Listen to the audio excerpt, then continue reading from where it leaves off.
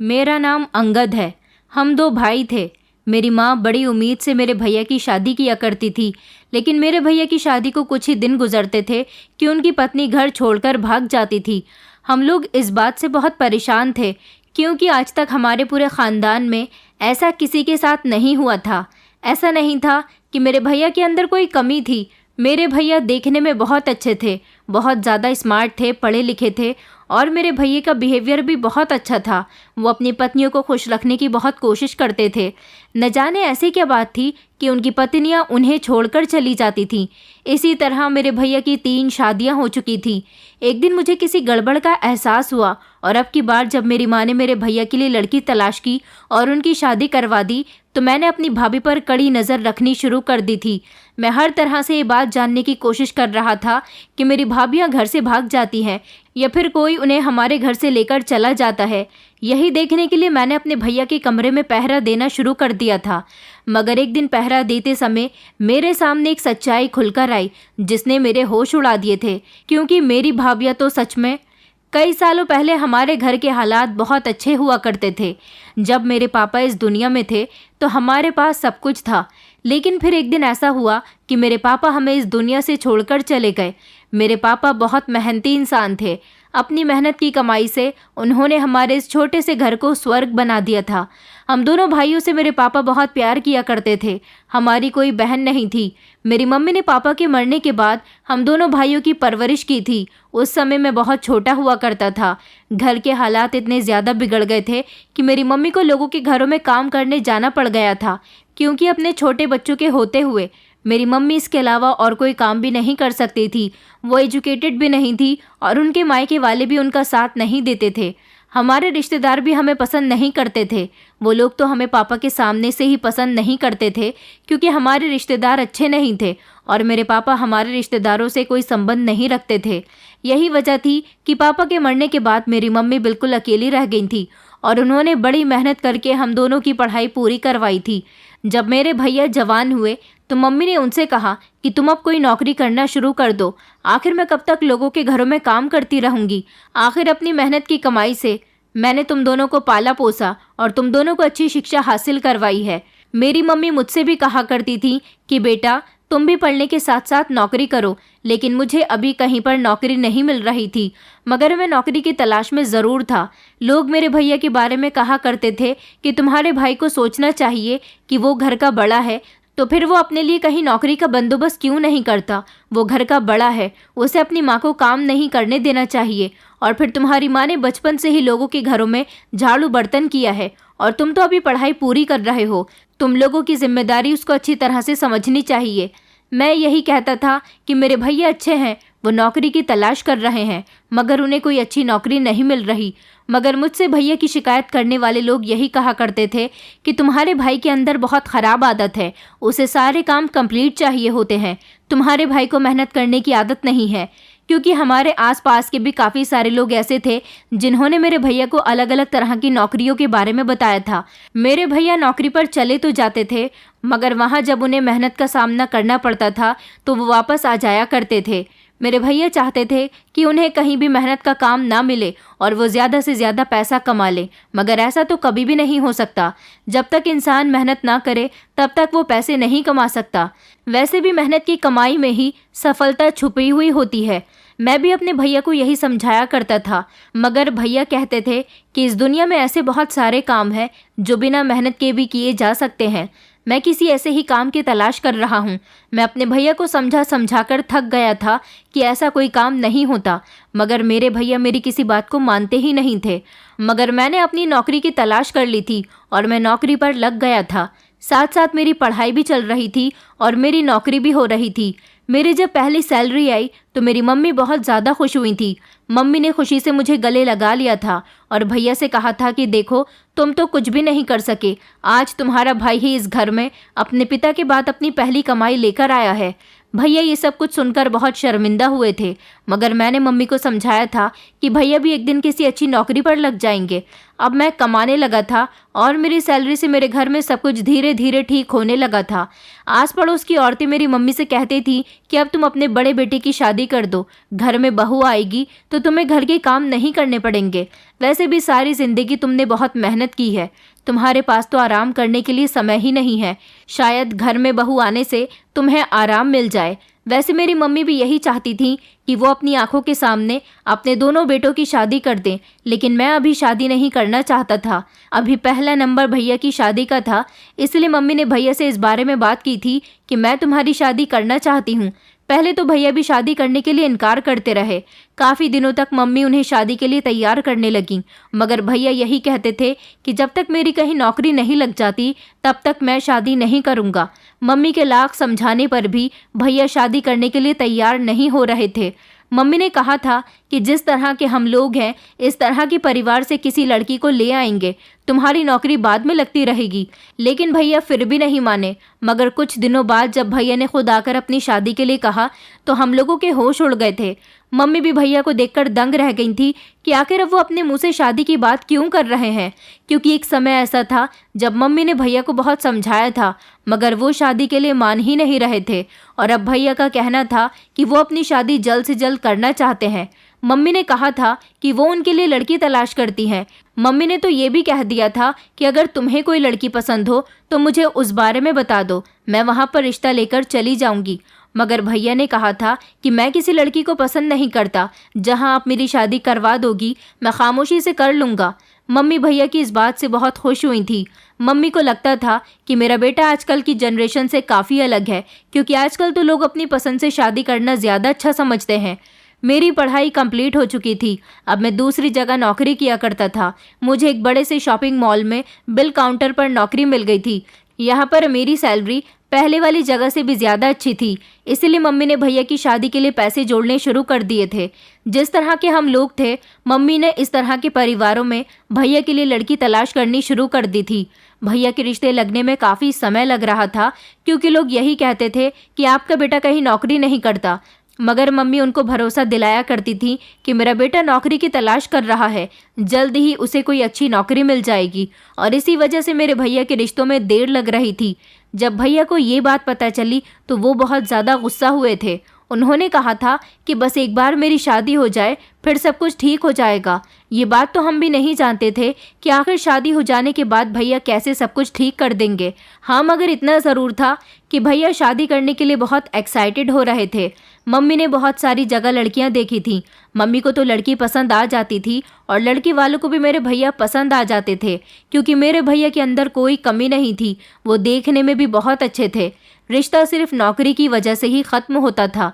फिर एक दिन मेरे भैया का रिश्ता एक ऐसी जगह पर लगा जिन लोगों को मेरे भैया की नौकरी लगने ना लगने से कोई एतराज़ नहीं था, मगर उन्हें मेरे भैया बहुत पसंद आए थे। वो लोग बहुत गरीब थे, इसीलिए उन्होंने अपनी बेटी की शादी हमारे घर में कर दी थी, क्योंकि हमारा घर अच्छा था। भले से ही मेरे भैया नहीं कमाते थे, मगर मैं तो कमा कर लाया करता था और एक न एक दिन तो भैया की नौकरी लगनी ही थी। यही सब सोचते हुए उन्होंने अपनी बेटी की शादी हमारे घर में करने का फैसला कर लिया था।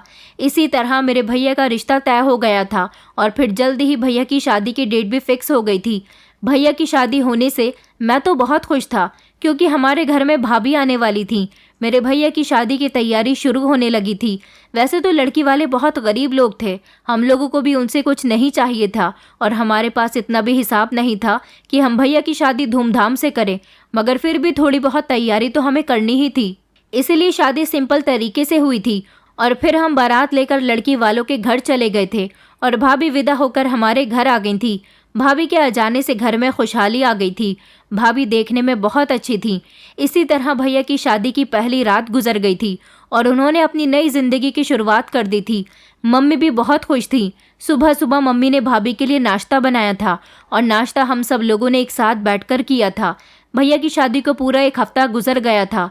सब कुछ बिल्कुल ठीक चल रहा था जब एक दिन हम सुबह सवेरे सोकर उठे तो भैया अपने कमरे में अपना सर पकड़े हुए बैठे थे और उन्होंने मम्मी को बताया कि आपने आखिर मेरी किस लड़की के साथ शादी करवाई थी, वो तो कल रात किसी के साथ भाग गई। मम्मी कहने लगी कि तुम कैसी बातें कर रहे हो, रात तो बहू तुम्हारे साथ ही कमरे में थी, तो फिर वो कैसे भाग सकती है। मैं भी भैया की बात सुनकर घबरा गया था। मैंने कहा, भैया आप घर में इधर उधर तलाश करो, भाभी यही होंगी। मगर भैया कहने लगे कि नहीं, वो तो भाग चुकी है। भैया ने मुझे एक लेटर दिखाया और कहने लगे कि इस लेटर पर वो लिख कर गई है कि वो किसी और से प्यार करती थी। मैंने जब वो लेटर उठाकर पढ़ा तो उसमें कुछ ऐसा ही लिखा हुआ था। उस लेटर में भाभी ने भैया के नाम के साथ लिखा हुआ था कि मैं अपने पति को पसंद नहीं करती और मैं इस घर से भाग रही हूँ क्योंकि मैं किसी और से प्यार करती थी। मेरे घर वालों ने मजबूरी में आकर मेरी शादी करवा दी थी और मैंने ये शादी खुशी खुशी इसलिए कर ली थी ताकि मैं शादी के कुछ दिनों बाद अपनी ससुराल से भाग सकूं। शादी से पहले मैं ऐसा कुछ नहीं कर सकती थी क्योंकि मुझे अपने माता पिता की इज्जत बहुत प्यारी थी। उनके कहने के मुताबिक मैंने यहाँ पर शादी करके उनकी इज्जत रख ली थी, मगर अब मैं इस रिश्ते को नहीं निभा सकती, इसीलिए मैं इस घर से जा रही हूँ और अब कभी दोबारा वापस लौटकर नहीं आऊँगी। लेटर में जो कुछ भी लिखा हुआ था वो सब साफ जाहिर हो रहा था। मम्मी तो ये सब कुछ देखकर अपना दिल पकड़कर बैठ गई थी और बुरी तरह से रो रही थी। मम्मी कहने लगी कि वो लड़की इतनी घटिया थी कि मेरे बेटे की ज़िंदगी बर्बाद करके चली गई। मैं नहीं जानती थी कि ये लड़की मेरे बेटे के दिल के साथ खेल जाएगी। हमारे घर में एक अजीब तरह का माहौल हो गया था। भैया भी बहुत परेशान नज़र आ रहे थे। हम लोगों ने भाभी के गम को अपने दिल से निकाल दिया था क्योंकि वो बेवफा थी। कई दिन इसी तरह से गुजर गए थे। सब कुछ ठीक चल रहा था, मगर एक बात ने मुझे हैरान कर दिया था। भैया ने अगले ही दिन ये खबर हम लोगों को बताई थी कि उन्होंने कोई ऑनलाइन काम करना शुरू कर दिया है। इस काम में उन्हें काफ़ी सारा फ़ायदा हुआ, जिसकी वजह से उनके पास बहुत सारे पैसे आए हैं और अब उनकी ऑनलाइन काम करने की भी नौकरी लग गई है। मम्मी तो ये खबर सुनकर बहुत खुश हुई थी। भैया अब घर में मम्मी को ढेर सारे पैसे देने लगे थे। हम दोनों भाई मिलकर पैसे कमाया करते थे, मगर मैंने नोटिस किया था कि भाभी के भागने का दुख भैया को सिर्फ 1-2 दिन ही रहा था। उसके बाद तो भैया इतने ज़्यादा खुश रहने लगे थे कि मैं उनको देखकर चौंक जाता था। मुझे लगता था कि अपनी पत्नी के भागने की वजह से भैया काफ़ी दिनों तक उनके गम को अपने दिल से लगाए बैठे रहेंगे, मगर भैया तो बहुत खुश थे। जब से उनके पास ढेर सारे पैसे आए थे वो सब कुछ भूल गए थे। मम्मी बस हमेशा उनसे यही पूछा करती थी कि तुम आखिर ऐसा कौन सा ऑनलाइन काम करते हो जिसकी वजह से तुम सारा दिन घर में रहते हो और तुम्हारे पास पैसे भी बहुत सारे रहने लगे हैं। भैया हमेशा मम्मी को यही समझाया करते थे कि ऑनलाइन काम घर से भी किया जाता है। मैं मोबाइल से ऑनलाइन काम करता हूँ। कुछ दिन गुजर गए थे कि भैया ने अपने लिए लैपटॉप खरीद लिया था और जब वो घर में होते तो अपने लैपटॉप पर काम करते रहते थे। मम्मी भी उनको देख देख कर खुश होती थी कि उनका बेटा मेहनत से पैसे कमाने लगा है। आसपास के लोगों को जब मम्मी ने ये बात बताई कि मेरा बेटा घर में ही रहकर ऑनलाइन काम करके ढेर सारे पैसे कमा रहा है, तो बहुत सारे लोगों को तो इस बात पर यकीन भी नहीं आया था। लेकिन धीरे धीरे सब कुछ ठीक हो गया था। मैं तो ज़्यादातर अपने काम में बिजी रहता था। भैया भी घर में रहकर कभी अपना काम करते, कभी आराम करते, तो कभी दोस्तों के साथ घूमने फिरने जाया करते थे। हम भैया को देखकर खुश हुआ करते थे कि मेरे भैया को शुरू से ही मेहनत वाला काम पसंद नहीं है। जैसा वो चाहते थे उनको उनके मतलब का ही काम मिल गया। इसी तरह से 3 महीने गुजर गए थे जब भैया ने खुद अपने मुंह से मम्मी से अपनी शादी के लिए कहा। मम्मी भैया की बात सुनकर चौंक गई थी। मम्मी कहने लगी कि बेटा, इतनी जल्दी तुम्हारा रिश्ता कैसे मिल सकता है? अभी अभी तो तुम्हारी शादी टूटी है। भैया कहने लगे कि आखिर मैं कब तक अकेले ज़िंदगी गुजारूंगा, और वैसे भी आप बूढ़ी हो रही हो, आपको भी तो बहू की ज़रूरत है। अब मेरी पहली पत्नी मुझे छोड़कर चली गई तो उसके गम को हम दिल से लगाकर नहीं बैठ सकते। एक न एक दिन तो मुझे अपनी शादी करनी ही होगी, आखिर मेरी पूरी ज़िंदगी का सवाल है। मम्मी कहने लगी कि चलो मैं तुम्हारे लिए रिश्ता देखती हूँ। भैया इस बात से खुश हो गए थे। फिर मम्मी ने भैया के लिए रिश्ता तलाश करना शुरू किया तो इस बार भैया को आसानी से लड़की मिल गई थी, क्योंकि गांव के काफ़ी सारे लोग ये बात जानते थे कि मेरे भैया ने ऑनलाइन काम करना शुरू कर दिया और अब वो काफ़ी सारे पैसे भी कमाने लगे हैं। मगर इस बार भैया को जो लड़की मिली थी उसका पहला पति मर चुका था। आखिरकार मेरे भैया की भी तो पहली पत्नी भाग गई थी, इसीलिए मेरे भैया को कोई कुंवारी लड़की तो नहीं मिल सकती थी। वैसे तो मेरी मम्मी ने काफ़ी कोशिश की थी कि वो भैया के लिए कुंवारी लड़की ही तलाश करे, मगर ऐसी कोई लड़की भैया के लिए मिल ही नहीं रही थी। इस लड़की का नाम मनीषा था। इसका रंग सांवला था। मम्मी ने इस लड़की के बारे में भैया को पहले ही सब कुछ बता दिया था, मगर हैरानी वाली बात ये थी कि भैया को लड़की के रंग रूप से कोई मतलब नहीं था। भैया तो बस किसी तरह शादी करना चाहते थे। मनीषा का पति मर गया तो उसके ससुराल वालों ने उसे घर से निकाल दिया था और वो दोबारा अपने मायके वालों के पास रहने लगी थी। उसकी शादी दोबारा से उसके मायके की तरफ से ही हुई थी और अब वो हमारे घर विदा होकर आ गई थी और हमारे घर की बहू बन गई थी। वो भी बिहेवियर की बहुत अच्छी और सीधी सादी लड़की थी। अपने काम से काम रखती थी। भैया की भी खूब सेवा किया करती थी। मैं भी बहुत खुश था क्योंकि इस लड़की के साथ मेरे भैया खुश रहने लगे थे और भैया मम्मी को भी घर में पैसे देते थे। अब हमारे घर के हालात बहुत अच्छे हो गए थे, किसी चीज़ की कमी नहीं थी। आसपास के लोग जब ये बात देखते तो वो भी यही कहते थे कि तुम्हारा बड़ा बेटा अच्छी खासी कमाई करने लगा है और छोटा तो पहले से ही अच्छा कमाता है, अब छोटे बेटे की भी शादी कर दो। मम्मी मुझसे शादी के लिए कहा करती थी तो मैंने उनसे कहा हुआ था कि आप जैसा कहोगी मैं वैसा कर लूँगा। इसलिए मम्मी ने मेरे लिए भी लड़कियां देखनी शुरू कर दी थी, मगर अभी तक उन्हें मेरे हिसाब की लड़की नहीं मिल रही थी क्योंकि मेरी हाइट थोड़ी कम थी और आजकल की लड़कियां तो हाइट हेल्थ में लंबी चौड़ी हो रही है। मेरी मम्मी कहती थी कि मैं अपने छोटे बेटे के लिए कोई ऐसी लड़की देखूंगी जिसके साथ उसकी जोड़ी अच्छी लगे। मुझे तो शादी करने की कोई जल्दी नहीं थी और ना ही मैं किसी को पसंद करता था, इसीलिए मैंने सब कुछ अपनी मम्मी पर छोड़ दिया था। मेरी भाभी के साथ मम्मी भी बहुत खुश थी क्योंकि वो घर के सारे काम किया करती थी। एक दिन भाभी को अपने मायके जाना था और उन्होंने मम्मी से कहा कि वो अपने मायके जाना चाहती हैं। मम्मी ने उन्हें मायके जाने की परमिशन दे दी थी, मगर भाभी कहने लगी कि वो अकेले ही मायके जाना चाहती हैं क्योंकि भैया काम में बिजी थे और भैया एक दिन पहले ही काम के सिलसिले में गए हुए थे। मम्मी ने सोचा कि भैया के बिना भाभी घर में अकेली रहेंगी, इसलिए उन्होंने उनको मायके जाने के लिए कह दिया था। भाभी घर से निकलकर अपने मायके चली गई थी।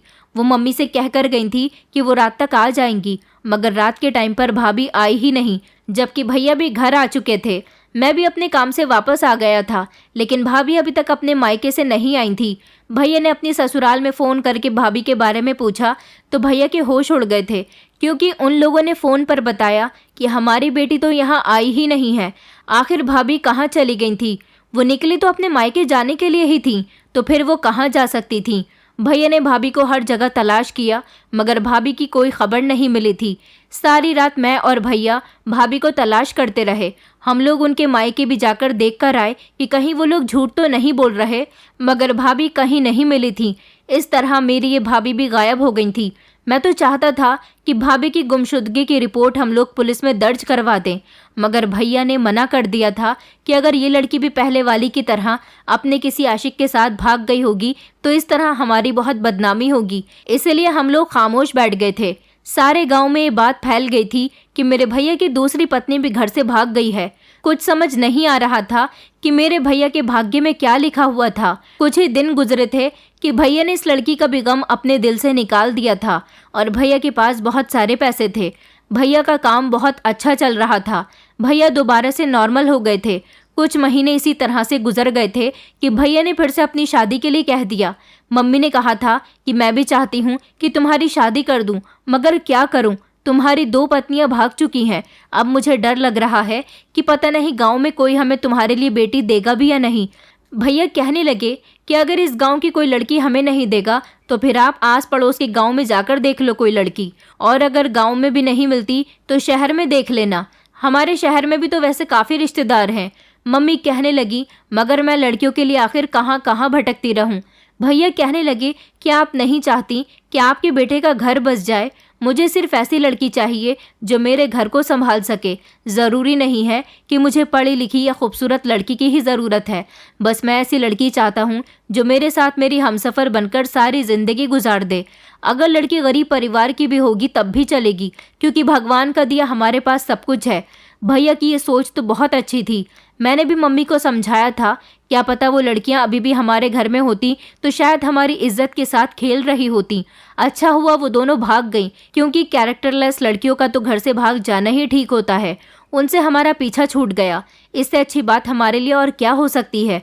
मम्मी कहती थी कि मैंने इस बार सोचा हुआ था मैं तुम्हारे लिए लड़की तलाश करूंगी और तुम्हारी भी शादी करवाऊंगी, मगर अब मैं तुम्हारे लिए लड़की तलाश करूं या फिर तुम्हारे भाई के लिए। मैंने मम्मी से कहा, मम्मी पहले आप भैया का घर बसाओ, मेरी शादी भी हो जाएगी। इस तरह मम्मी ने भैया के लिए फिर से लड़की तलाश करनी शुरू कर दी थी, और इस बार जो मम्मी भैया के लिए लड़की ढूंढ कर लाई थी वो बहुत ही खूबसूरत थी। उसे देखकर तो मेरी आंखें भी फटी की फटी रह गई थी। उसका चेहरा इतना प्यारा था कि उसके चेहरे से नज़र हटाने का मन ही नहीं करता था। बस ये बेचारी बहुत दुखों की मारी थी, क्योंकि जिस घर में इसके माता पिता ने इसकी शादी की थी वहाँ पर उसके साथ बहुत ज़्यादा अत्याचार किए जाते थे। सास ससुर बहुत ज़्यादा तंग करते थे। पति भी शराब पीकर दिन रात मारा करता था। ये अपना ससुराल छोड़कर आ गई थी। इसके घर वालों ने इसकी दूसरी शादी कराने का फैसला कर लिया था और पहले पति से डिवोर्स दिलवा दी थी। यह हमारे पड़ोस के गांव में रहने वाली लड़की थी। मैंने अपनी मम्मी से कहा था, मम्मी आप ऐसी ही लड़की मेरे लिए भी तलाश करना, क्योंकि ये लड़की बहुत खूबसूरत और भोली भाली है। इस लड़की की शादी मेरे भैया के साथ हो गई थी। सब कुछ बिल्कुल ठीक चल रहा था। इस बार मैंने भैया से कहा था कि आपकी ये पत्नी बहुत खूबसूरत है, इसीलिए आप इस पर पहरा देना। हालांकि वो दोनों लड़कियां मामूली सी शक्ल की थीं, फिर भी आपको छोड़कर घर से भाग गईं। मैं चाहता हूँ कि आप इस लड़की पर ध्यान रखो, ये आपको छोड़कर न चली जाए। ऐसे तो हमारे पूरे खानदान में हमारी बहुत बदनामी होगी। भैया कहने लगे कि तुम परवाह मत करो, ये लड़की हमें छोड़कर कहीं नहीं जाएगी। इस लड़की को देखकर ही लगता है कि ये बहुत भोली भाली है। ये लड़की तो सच में भोली भाली थी, मगर ना जाने क्यों भैया की हरकतें मुझे कुछ ठीक नहीं लग रही थी। जब भैया की दूसरी पत्नी घर से भाग गई थी, तब भैया ने कार खरीदी थी। आखिर भैया के पास इतने पैसे कहाँ से आ रहे थे? पैसे तो मैं भी कमाया करता था, मगर भैया के मुकाबले मेरे पैसे बहुत कम होते थे। मैं गांव से शहर जाया करता था, काफ़ी सारे पैसे तो मेरे किराए में खर्च हो जाते थे, और वहां जाने के बाद मैं सुबह 9 से शाम 6 बजे तक की ड्यूटी लगाता था, तब जाकर मुझे हर महीने की सैलरी मिलती थी। लेकिन भैया सारा दिन घर में रहकर लैपटॉप पर काम करते थे। आखिर ऐसा भी कौन सा काम था जिससे भैया हज़ारों के हिसाब से नहीं बल्कि लाखों के हिसाब से पैसे कमा रहे थे? भैया ने कार खरीद ली थी, आईफोन खरीद लिया था, और तो और भैया हर हफ्ते अपने दोस्तों के साथ पार्टियां भी किया करते थे। न जाने क्यों मुझे अपने भैया पर शक होने लगा था। कहीं भैया के पैसों का ताल्लुक भाभीियों के भागने से तो नहीं था? ऐसी बात तो मुझे अपने दिमाग में भी नहीं लानी चाहिए थी, क्योंकि वो मेरे भाई थे। ऐसा भी तो हो सकता था कि लड़कियां ही गलत हो सकती हैं। अगर ये बात सही थी तो फिर मैंने अपनी भाभी पर नज़र रखनी शुरू कर दी थी। ये वाली भाभी जितनी सुंदर थी उतना ही मेरा भी ख्याल रखा करती थी। इस बेचारी पर बहुत अत्याचार हुए थे, इसलिए बहुत खामोश खामोश सी रहती थी, और कभी कभी तो अपनी पुरानी बातें मम्मी को बताते समय उनकी आंखों में आंसू आ जाते थे। वो कहती थी कि मैं गलत नहीं हूँ, मैंने कभी किसी के साथ गलत नहीं किया है, तो फिर मेरे साथ गलत क्यों होता है? मैंने सोच लिया था कि ये जितनी ही अपनी परेशानी का रोना रोती है, उतनी ही मुझे उस पर नज़र रखनी होगी, क्योंकि इससे पहले भी जो 2 लड़कियां हमारे घर से भाग गई हैं, वो भी देखने में सीधी सादी थी। मैं किसी पर भी भरोसा नहीं कर सकता था। इस बार तो मम्मी ने जब लोगों से मेरे रिश्ते की बात की, तो भैया की 2 पत्नियों के घर से भागने की वजह से मेरा रिश्ता भी आसानी से नहीं लग रहा था। मगर मुझे अपनी शादी की कोई जल्दी नहीं थी। बस मैं चाहता था कि मेरे भैया का घर बसा रहे। कई दिन इसी तरह से गुजर गए थे, मगर मैं लगातार अपने भैया भाभी पर नज़र रखे हुए था, क्योंकि मुझे इन दोनों के बीच अब की बार फिर से किसी गड़बड़ का एहसास हो रहा था। भाभीियों का इस तरह से घर से भाग जाना, भैया के पास ढेर सारे पैसे आना, ये बात मुझे शक में डाल रही थी। इसलिए जब रात को मम्मी अपने कमरे में सो जाया करती थी, तो मैं अपने कमरे में सोता नहीं था, बल्कि रात को सब लोगों के सोने का इंतज़ार किया करता था। जब सब लोग सो जाते थे तो मैं अपने कमरे से बाहर निकलता था और भैया भाभी के कमरे के बाहर पहरा दिया करता था, क्योंकि सारा दिन तो भाभी मम्मी की आंखों के सामने रहा करती थी, और ये तो अपने मायके भी नहीं जाती थी। 1-2 बार मम्मी ने भाभी से बाजार चलने के लिए कहा था, मगर मैंने मम्मी से सख्त मना किया हुआ था कि भाभी को घर से बाहर बिल्कुल भी मत निकलने देना। ऐसा ना हो कि ये भी पहले वाली भाभी की तरह घर से बाहर निकलते ही गायब हो जाए। मम्मी को मेरी बात अच्छी तरह से समझ आ गई थी, इसलिए वो भी भाभी पर पहरे देने लगी थी। सारा दिन वो भाभी को अपनी नज़रों के सामने रखती थी, और रात के टाइम पर मैं इन लोगों का ध्यान रखता था। मैं हर रोज़ उनके कमरे की खिड़की के पास जाकर कमरे के अंदर का नज़ारा देखता था। कई दिनों तक तो मुझे कोई भी ऐसी बात देखने को नहीं मिली थी जो मुझे कंफ्यूज कर सके, मगर एक दिन जो चीज़ मैंने भैया के कमरे में देखी थी उसने मेरे होश उड़ा दिए थे। वो था भैया का लैपटॉप। जब मैं अपनी छुट्टी वाले दिन खामोशी से भैया के कमरे में चला गया और भैया का लैपटॉप चेक करने लगा, तो मैंने देखा कि भैया के लैपटॉप में तो ऐसा कोई भी फोल्डर या कोई ऐसी फाइल नहीं थी जो भैया के बिजनेस से रिलेटेड थी। मैंने पूरा लैपटॉप छान मारा था, मगर उसमें से मुझे कुछ भी नहीं मिला था। मैं देखना चाहता था कि भैया लैपटॉप में ऐसा कौन सा काम करते हैं जिसकी वजह से वो ढेर सारे पैसे कमा रहे हैं। मगर भैया का लैपटॉप देखने के बाद यही बात मेरे सामने आई थी कि भैया इस लैपटॉप से तो कोई काम नहीं करते, लेकिन हम लोगों से कहते यही हैं कि मैं लैपटॉप से ही घर में बैठकर ऑनलाइन काम करता हूँ। जैसे तैसे एक दिन मैंने भैया का मोबाइल भी चेक करने की कोशिश की थी कि कहीं भैया मोबाइल से तो बिजनेस नहीं कर रहे, मगर मोबाइल में भी ऐसा कुछ नहीं मिला था। इसका मतलब यही था कि मेरे भैया झूठ बोल रहे थे, वो कोई भी ऑनलाइन बिजनेस नहीं करते थे। एक बार जब हम रात के समय सब लोग एक साथ बैठकर खाना खा रहे थे, तब भैया भाभी से कहने लगे कि चलो कमरे में चलते हैं, मुझे बहुत तेज नींद आ रही है। रात के 11 बज रहे थे और भैया जल्दी से खाना खाने के बाद भाभी को अपने साथ कमरे में ले गए। उन्होंने कहा कि मेरी टांगों में बहुत दर्द हो रहा है, तुम मेरी टांगें दबा देना। मैं समझ गया था कि कुछ गड़बड़ ज़रूर है, क्योंकि भैया कभी भी 11 बजे अपने कमरे में नहीं जाते थे। मम्मी भी अपने काम से निपटकर अपने कमरे में जा चुकी थीं और मैं खामोशी से भैया की खिड़की के पास पहरा देने में लग गया था। आज मैं उन दोनों की बातें सुन रहा था। भैया भाभी को ज़बरदस्ती अपने हाथ से पानी पिला रहे थे, मगर भाभी कह रही थी कि मुझे प्यास नहीं लग रही। भैया ने कहा कि एक बार मेरे हाथ से पानी पी लो, मैं बहुत प्यार से पिला रहा हूँ। भैया की चिकनी चुपड़ी बातों में आकर भाभी ने पानी पी लिया था और फिर थोड़ी ही देर गुजरी थी कि भाभी को चक्कर आने लगे और वो बेहोश हो गई थी। ये सब कुछ मैं खिड़की से बाहर खड़े होकर देख रहा था, पर ये सब देखकर मैं दंग रह गया। जब भैया ने भाभी को गोद में उठाने की कोशिश की, भाभी को बेहोश करने के बाद भैया ने अपने ही कमरे में खुलने वाला पीछे वाली साइड का दरवाज़ा खोल लिया। भैया के कमरे का ये दरवाज़ा हमारे घर की बैक साइड पर खुलता था। भैया ने भाभी को गोद में उठाया और वो भाभी को इस दरवाजे से लेकर जाने लगे। तभी मैं भी भैया का पीछा करने लगा। मैंने देखा कि भैया भाभी को गाड़ी में बिठाकर कहाँ ले जा रहे थे। मैं भैया के पीछे पीछे काफ़ी दूर तक आ गया था, मगर भैया अपनी कार तेज़ रफ्तार से चला रहे थे, इसलिए वो काफ़ी दूर तक चले गए थे। मेरे पास अपनी कोई सवारी नहीं थी, इसलिए मैं भैया का पीछा नहीं कर सका था। मैं खामोशी से घर में वापस आ गया था और सारी रात मुझे इसी बेचैनी में नींद नहीं आई थी कि भैया आखिर घर के पीछे के दरवाजे से भाभी को बेहोश करने के बाद कहाँ ले गए। सुबह के समय भैया पीछे के ही दरवाजे से अपने कमरे के अंदर आ गए थे और फिर वही ड्रामा हुआ था। भैया ने हम सब लोगों से यही कहा था कि मेरी तीसरी पत्नी भी भाग गई। भैया ने सबूत के तौर पर पीछे का दरवाज़ा खुला हुआ छोड़ दिया था और कहने लगे कि आधी रात को जब मैं गहरी नींद में सो रहा था तभी वो मुझे छोड़कर भाग गई होगी। मम्मी तो इस बात से बहुत रो रही थी और कह रही थी कि ना जाने मेरे बेटे के भाग्य में क्या लिखा हुआ है कि उसकी हर पत्नी उसे छोड़कर चली जाती है। लेकिन मैं तो सच्चाई जानता था कि भाभी भागी नहीं थी। भैया हम लोगों से झूठ बोल रहे हैं।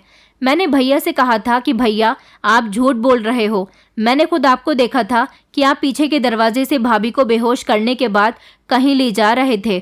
बल्कि मैंने तो आपका पीछा भी करने की कोशिश की थी, मगर आप कार में बैठकर जा चुके थे और मैं आपका पीछा नहीं कर सका। मैंने भैया का गिरेबान पकड़ लिया था क्योंकि मुझे भैया पर बहुत गुस्सा आ रहा था। ऐसा उन्होंने आज पहली बार नहीं बल्कि इससे पहले भी अपनी दोनों पत्नियों के साथ वो ऐसा ही कर चुके थे। मैं समझ गया था कि ये सब कुछ भैया ने ही किया था और हर बार वो हमसे झूठ बोल देते हैं। मैंने भैया से कहा कि भैया आप बहुत गलत कर रहे हो, क्योंकि मैं ये सब कुछ अपनी आंखों से देख चुका हूँ, इसलिए मैं आपकी बात पर कभी भी यकीन नहीं करूँगा। भैया कहने लगे कि तुम्हें कोई गलत फहमी हुई है। मैंने झूठ नहीं बोला, मेरी पत्नी खुद पीछे का दरवाज़ा खोलकर भाग गई और अगर तुम्हें यकीन नहीं आता तो तुम दरवाज़ा खुला हुआ देख सकते हो। तुम जानते हो कि इस वाले दरवाजे की चाबी तो मम्मी के पास रहती है। मैंने कहा शायद आपने मम्मी के कमरे से चाबी चुरा ली हो। मम्मी ने जब अपनी तिजोरी की चाबियों में देखा तो मम्मी ये देखकर दंग रह गई थी कि उनकी चाबियों के गुच्छे से घर के बैक साइड वाले दरवाजे की चाबी गायब थी। ये देखकर भैया ने कहा कि शीतल मम्मी के कमरे में बहुत ज़्यादा जाती थी, ज़रूर उसने ही वो चाबी चुराई होगी। मैंने मम्मी को यकीन दिलाने की कोशिश की कि ये सब कुछ भैया ने ही किया है, मगर भैया कुछ भी अपने मुंह से उगलने के लिए तैयार नहीं थे और बार बार यही कह रहे थे कि तुम मुझ पर इल्ज़ाम लगा रहे हो। आज मेरे भाई का सच मेरी आंखों के सामने आ गया था, लेकिन मैं बिना सबूत के कुछ भी नहीं कर सकता था। मेरे पास कोई भी सबूत नहीं था।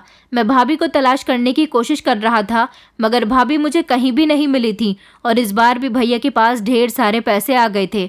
इस बार भैया ने अपना ऑनलाइन काम करना बंद कर दिया था और उन्होंने अपनी एक इलेक्ट्रॉनिक्स की शॉप खोल ली थी।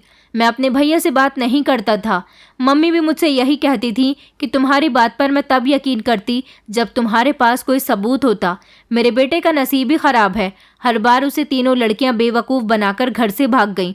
मुझे अपने ऊपर गुस्सा आ रहा था कि काश मैं उस समय अपने मोबाइल से भैया की वीडियो ही बना लेता तो शायद भैया की सच्चाई मम्मी के सामने ला सकता, लेकिन ये बात इसी तरह से दबकर रह गई थी। अब की बार मम्मी ने साफ मना किया हुआ था कि मैं अपने बेटे की शादी कहीं भी नहीं करवाऊंगी।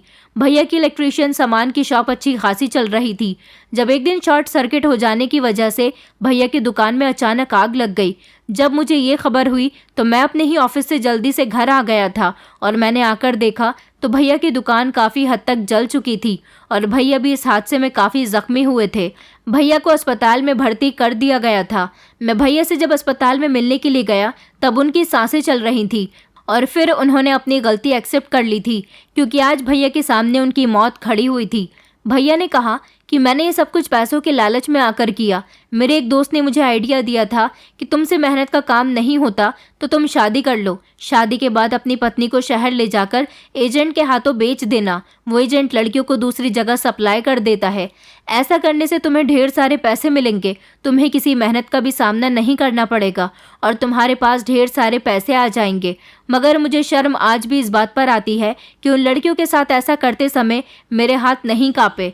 अपनी पहले वाली पत्नियों को मैं इसी तरह बेहोश करके गाड़ी में डालकर एजेंट के हवाले कराया था और झूठा लेटर लिखकर मैंने ये साबित कर दिया था कि मेरी पत्नी भाग गई है। और दूसरी वाली पत्नी जब अपने मायके जा रही थी तो रास्ते में मैं उसे मिल गया। ये मौका मेरे पास उसे बेचने का बहुत अच्छा था, इसलिए मैंने उससे कहा कि मैं तुम्हें तुम्हारे मायके छोड़ देता हूँ। मैं उसे अपनी गाड़ी में बिठाकर मायके नहीं लेकर गया, बल्कि उसे शहर ले जाकर एजेंट के हवाले कराया था और उससे मोटे पैसे वसूल लिए थे। और शीतल के साथ भी मैंने ये सब कुछ ही किया। मगर अब की बार मैंने सोच लिया था कि मेरी सच्चाई के बारे में तुम्हें पता चल गया है। अगली बार मैंने कुछ ऐसा वैसा करने की कोशिश की तो सबको यकीन हो जाएगा कि मैं ही अपनी पत्नियों के साथ कुछ करता हूँ। इसलिए शीतल को बेचने के बाद मैंने उन पैसों से इलेक्ट्रॉनिक्स की दुकान कर ली, जिसको चलाकर मैं पैसे कमा सकता था। लेकिन देखो, किस्मत ने मेरा साथ नहीं दिया। मैंने उसके साथ बुरा किया था, इसलिए मेरे साथ भी बुरा हुआ। मैं तुमसे माफ़ी मांगता हूँ और उन लड़कियों के साथ मैंने गलत किया था। वो लड़कियाँ तो मेरे सामने नहीं आ सकती, न जाने उनके साथ क्या हुआ। मगर मैं इतना ज़रूर कहूँगा कि मैं उनके बजाय तुमसे माफ़ी मांगता हूँ, क्योंकि मैंने बहुत गलत किया है। मुझे मेरे किए की सज़ा मिल गई है। पैसों के लालच में आकर और मेहनत का काम ना करने की वजह से मैंने ये काम किया था। आज मैं अपने किए पर बहुत शर्मिंदा हूँ। भैया ये कहते हुए और हाथ जोड़ते हुए रोते रहे और रोते रोते उनकी सांसें बंद हो गईं। भैया की जान तो चली गई थी। उन्होंने मरने से पहले अपना जुर्म मेरे सामने कबूल कर लिया था। मेरा और मम्मी का रो रो कर बुरा हाल हो गया था। शायद भैया ने जो मेरी भाभीयों के साथ किया था, उनको उसके किए की सज़ा मिल गई थी। हम लोग भी अब अपनी नॉर्मल ज़िंदगी पर आ गए थे। कई साल इसी तरह से गुजर गए थे। मैंने अभी तक शादी इसलिए नहीं की थी क्योंकि मैं अपने भैया की वजह से बहुत शर्मिंदा था। इंसान जैसा करता है उसे वैसा कभी ना कभी भुगतना पड़ता है। मेरे भैया तो इस दुनिया से चले गए थे, लेकिन मुझे उनके किए की सज़ा मिल सकती थी, क्योंकि मैं उस रात अगर अपनी भाभी को बचा लेता तो मुझे सारी ज़िंदगी पछतावा न रहता। मैं चाहता तो उस समय भैया को रोक लेता, मगर मैं उनका पीछा करने की वजह से उन्हें देखता रहा और उनका पीछा भी नहीं कर सका। इसलिए मैं शादी नहीं करता कि कहीं मेरी शादीशुदा ज़िंदगी में कुछ गलत ना हो जाए। मुझे भगवान के कहर से बहुत डर लगता है। मेरी मम्मी मुझे बहुत कहती थी कि तुम शादी कर लो, लेकिन मैंने शादी नहीं की और भैया के लैपटॉप से ये बात साफ पता चल गई थी कि वो कोई ऑनलाइन वर्क नहीं करते थे, बल्कि उन्होंने तो अपनी पत्नियों को ही बेचने का धंधा बना लिया था। कई सालों बाद मेरी शिफ्ट दूसरे शहर में हुई थी, वहाँ के मालिक से मीटिंग करने के लिए। इसलिए जब मैं उनके घर गया तो मैं उनका इंतज़ार कर रहा था, क्योंकि वहाँ के नौकरों ने मुझे वेटिंग रूम में उनका इंतज़ार करने के लिए कहा था। काफ़ी देर हो गई जब एक नौकरानी मेरे लिए पानी लेकर आई थी। मैं उस समय अपने मोबाइल में बिजी था। जैसे ही वो मेरे लिए पानी लेकर आई और उसने मेरे हाथ में पानी का गिलास दिया और मेरी नज़र उस नौकरानी पर गई तो मेरे पैरों तले से ज़मीन निकल गई थी, क्योंकि वो नौकरानी कोई और नहीं बल्कि मेरी तीसरे नंबर वाली भाभी थी, जिसको मैं न जाने कितने समय से तलाश कर रहा था। वैसे तो मुझे अपनी बाकी दोनों भाभीयों की भी तलाश थी, मगर उन दोनों में से किसी के जाने का मुझे इतना अफसोस नहीं था जितना इनका था। शीतल भाभी पहले ही अपनी ज़िंदगी में काफ़ी सारे दुख सह चुकी थी। उस पर मेरे भैया ने भी उनके साथ एक और जुल्म कर दिया था। मैंने उनसे कहा कि भाभी आप कहाँ चली गई थी? आपको नहीं पता मैं आपको कब से ढूंढ रहा हूँ। न जाने क्यों वो मुझसे नज़रें चुरा रही थी और फिर वो वहाँ से चली गई। मैं ज़बरदस्ती उनके पीछे गया और उनसे बात करने की कोशिश करने लगा। तभी वहाँ के मालिक आ गए और कहने लगे, ये क्या बदतमीज़ी है तुम्हारी? मैंने कहा, सर क्या मैं 2 मिनट आपकी इस नौकरानी से बात कर सकता हूँ? तो वो कहने लगे, आखिर तुम हमारे घर की नौकरानी से क्या बात करना चाहते हो, और इस तरह की बदतमीजी करने पर हम तुम्हें जेल में भी बंद करवा सकते हैं। मैंने कहा, सर प्लीज़, मुझे सिर्फ 2 मिनट इनसे बात करनी है, मैं इनसे बात करके चला जाऊंगा। मैं इनको जानता हूँ, ये मेरी भाभी हैं। मेरे लाख जिद करने पर उन्होंने मुझे शीतल भाभी से बात करने की परमिशन दे दी थी। मैंने भाभी से बात की और उनसे अपने सारे सवालों के जवाब मांगे कि आप इतने सालों से कहाँ थी। मैं जानता हूँ कि भैया ने आपके साथ जो भी किया, मगर आप भैया को अब माफ़ कर दो। उन्होंने मुझसे कहा कि तुम बड़े लोग ऐसे ही होते हो, भगवान तुम लोगों को कभी खुश नहीं रखेगा, क्योंकि ऐसा करने वाले लोगों के लिए शायद भगवान के पास भी कोई जगह नहीं है। मैंने कहा, भाभी प्लीज़ ऐसा मत कहो, भैया इस दुनिया से जा चुके हैं। दरअसल आपके जाने के बाद भैया ने इलेक्ट्रॉनिक्स की शॉप कर ली थी। फिर कुछ दिनों बाद उनकी दुकान में शॉर्ट सर्किट से आग लग जाने की वजह से उनकी दुकान तबाह हो गई और वो भी उसमें जल गए। लेकिन मरने से पहले अंतिम समय में उन्होंने अपनी गलती का एहसास कर लिया और अपनी एक गलती उन्होंने मुझे बता दी। भैया इस दुनिया से जा चुके हैं। उस रात मैंने आपको भैया के साथ बेहोशी की हालत में जाते हुए देखा था। मैं आपको रोकने की कोशिश कर रहा था, मगर मैं आपको रोक नहीं सका था। मैंने भैया से कई बार पूछने की कोशिश भी की थी कि आप भाभी को कहाँ लेकर गए हो। मुझे सच्चाई पता चल गई थी, मगर मैं कुछ नहीं कर सका। मैं भाभी के आगे हाथ जोड़कर और सर झुकाकर खड़ा हो गया था। मैंने भाभी को बताया था कि मेरे भैया आपसे पहले भी 2 लड़कियों के साथ ऐसा ही कर चुके हैं। आपको देखकर मुझे यकीन आ गया कि वो दोनों लड़कियां भी किसी न किसी अमीर मालिक के यहाँ नौकरानी बनकर रह रही होंगी और उनके साथ भी बहुत बुरा हो रहा होगा। भाभी कहने लगी कि हम जैसी गरीब लड़कियों की ज़िंदगी ऐसी ही होती है। अब तुम यहाँ क्या लेने आए हो? मेरी ज़िंदगी जैसी गुजर रही है गुजरने दो। अब तुम्हें हमदर्दी दिखाने की ज़रूरत नहीं है। तुम्हारे भाई के साथ तो होना ही यही चाहिए था। मैंने कहा, भाभी लेकिन मैं ऐसा बिल्कुल भी नहीं हूँ। मैं आपको यहाँ से बचा लूँगा। ये मालिक आपके बदले में मुझसे जितने भी पैसे लेगा मैं इसे दे दूँगा, मगर आप मुझे कभी बद्दुआ मत देना और प्लीज़ मेरे भैया को भी माफ़ कर देना। मैंने आपके साथ कुछ नहीं किया और शायद आपके माफ़ करने की वजह से मेरे भैया की आत्मा को भी शांति मिल जाए, क्योंकि दुनिया में तो इंसान सब कुछ कर लेता है, मगर ऊपर जाने के बाद उसका इंसाफ ज़रूर होता है। भाभी मेरी बात मानने के लिए तैयार नहीं थी। वो बुरी तरह से रो रही थी। फिर मैंने भाभी को भरोसा दिलाया कि मैं आपसे शादी करना चाहता हूँ और आपको अपनाना चाहता हूँ, आपको एक इज्जतदार ज़िंदगी देना चाहता हूँ। मेरी बात पर उन्हें यकीन ही नहीं आ रहा था। मैंने शीतल से बहुत माफ़ी मांगी और उसे यकीन दिलाने की कोशिश की कि मेरे अलावा शायद आपको इस ज़िंदगी में कोई सुख नहीं दे सकता। मेरे लाख मनाने पर वो मान गई थी, क्योंकि मैं उनके आगे बहुत गिड़गिड़ा रहा था और इस तरह से उन्होंने मुझे माफ़ कर दिया। अब मुझे मालिक से कहकर जैसे तैसे शीतल को यहाँ से लेकर जाना था। मैंने मालिक से जब शीतल को यहाँ से ले जाने की बात कही तो उन्होंने मुझसे पैसों की डिमांड की थी। उन्होंने कहा था कि कई सालों पहले हमने इस लड़की के बदले एजेंट को ढेर सारे पैसे दिए थे, तब जाकर इसे ख़रीदा था। मैंने कहा कि जितने पैसे आपने इस लड़की के दिए थे मैं आपको उतने ही पैसे देने के लिए तैयार हूँ। मेरी बात सुनकर मालिक खुश हो गया था। मैंने जैसे तैसे पैसों का बंदोबस्त किया और फिर मालिक को पैसे देकर मैं शीतल को उसके हवाले से छुड़ा ले आया था। और जब मैं शीतल को घर लेकर आया तो मेरी मम्मी उसे देखकर बुरा भला कहने लगी थी, क्योंकि उन्हें यही लगता था कि शीतल भी हमारे घर से भाग गई थी। मगर फिर शीतल ने अपनी पूरी कहानी मम्मी को बताई तो मम्मी की आंखों में आंसू आ गए थे और फिर उन्होंने शीतल से माफ़ी मांगी थी। इस तरह मेरी शीतल के साथ शादी हो गई और मैंने शीतल को एक इज्जतदार ज़िंदगी देने का वादा किया था। मैंने अपना किया गया वादा पूरा किया। मेरे भाई की वजह से उसकी ज़िंदगी में जो परेशानियां आई थी वो मैंने ख़त्म कर दी थी। शीतल ने मेरे मृत भाई को माफ़ कर दिया था। अब मैं अपनी पत्नी के साथ खुशी खुशी ज़िंदगी गुजार रहा हूँ और उसको एक सुखी ज़िंदगी दे रहा हूँ।